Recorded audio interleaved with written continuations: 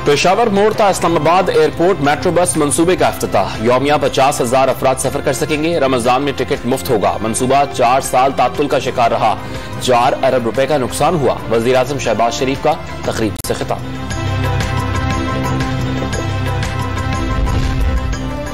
नवाज शरीफ को diplomatic passport जारी करने से रोकने की दरखास्त पर इस्लामाबाद हाईकोर्ट ने फैसला महफूज कर लिया। अदालत आज ही फैसला सुनाएगी।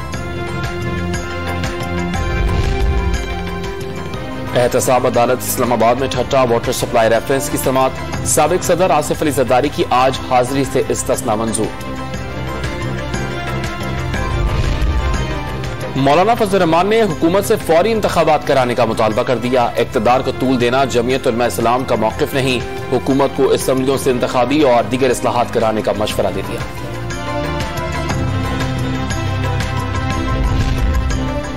आजाद कश्मीर कानून साज असम्बली का इजलास कुछ देर बाद होगा। नए कायदे ऐवान का इंतखाब किया जाएगा। मुत्तहदा अपोजिशन का बॉयकॉट का फैसला। पीटीआई के तनवीर इलियास का बिला मुकाबला वजीर आजम आजाद कश्मीर मुंतखब होने का इम्कान। पंजाब में नया आईनी बहरान। गवर्नर पंजाब उमर सरफराज चीमा का नौ मुंतखब वजीर आला पंजाब हमजा शहबाज से हलफ लेने से इनकार। कायदे ऐवान का इंतखाब मुतनाज़ा करार दे दिया।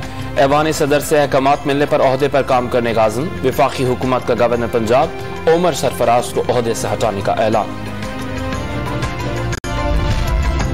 हंगू के हल्के NA-33 में ज़िमनी इंतखाब का मार्का। तहरीक इंसाफ के ख्याल नदीम के नाम 20,772 वोट्स हासिल किए। JUI के मुफ्ती उबैदुल्ला दूसरे और अवामी नेशनल पार्टी के सईद उमर तीसरे नंबर पर रहे। और इंटरबैंक मार्केट में 35 पैसे इजाफे के बाद डॉलर 181 रुपए 85 पैसे का हो गया।